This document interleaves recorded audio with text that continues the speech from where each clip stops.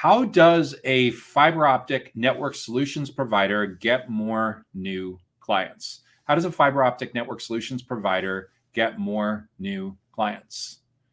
That's a great question. And a lot of it has to do with the nature of your business model. What exactly you do for clients that need help with their fiber optic networking. So it's a business model issue, it's a product roadmap issue, it's a solutions issue.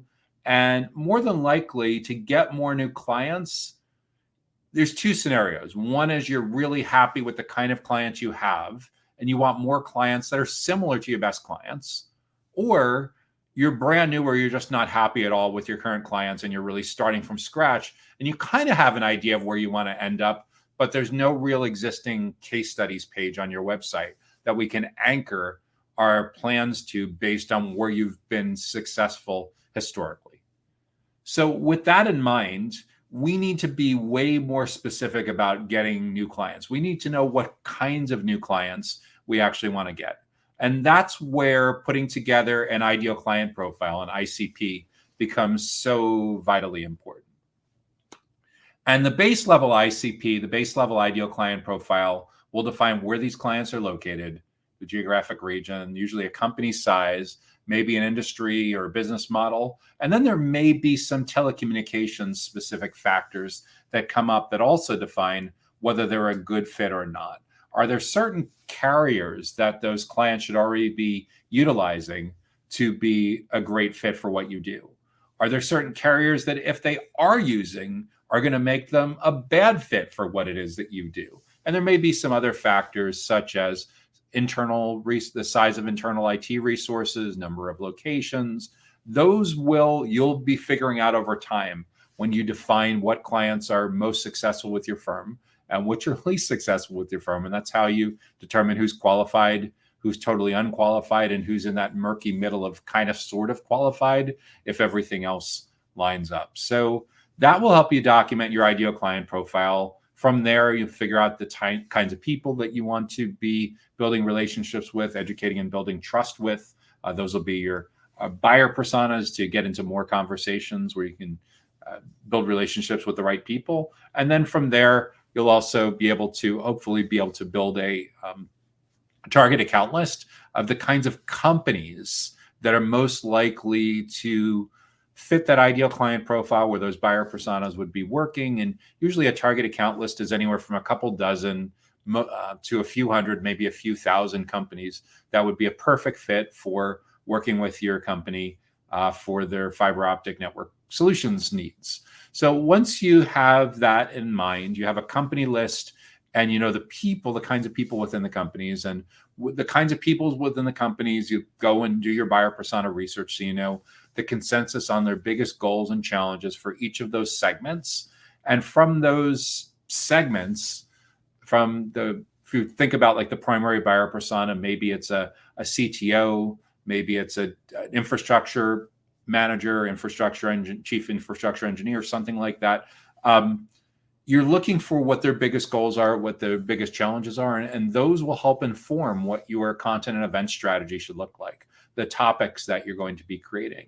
In a lot of ways, doing marketing, sales enablement, lead generation, lead nurturing in this era looks a lot like building a media company. So things that you would have traditionally decades ago seen be primarily the domain of like a editor-in-chief of a trade publication or a conference producer or something like that, you for sure also need a content calendar, a topics calendar, an editorial calendar to focus your efforts to make sure you're covering the topics that are top of mind for your most important buyer personas. And by covering, what do we mean? Blogging, email marketing, social media, pillar content pages, downloadable content, long form video, short form video, medium form video, image-based content, and of course, recognizing that the initial lead is really just the beginning in an industry where 28 touch points is kind of the norm in between complete stranger and purchase decision. How do we stay with them for as many as 28 touch points as possible throughout the full buyer's journey? Well, that's where highly targeted, highly segmented email marketing becomes incredibly effective, as well as an events strategy, so that you're hosting really valuable educational webinars and live streams on a regular basis. And depending on the proximity with where your locations are, and depending on the proximity of where your prospects and clients are, you may want to supplement that with an offline version of that, with breakfast seminars, lunch and learns, or similar kinds of educational opportunities where instead of people watching, being taught by team members, experts from your team, virtually doing the same thing in your training classroom or in your conference room. And if you have the luxury of having your own facility like that, where you already have the space, it can be incredibly inexpensive to do these on a regular basis. And I would just caution you with all of this, the better job you can do with defining who these offline and online events are for, and at what stage of the buyer's journey they are when they're attending this event,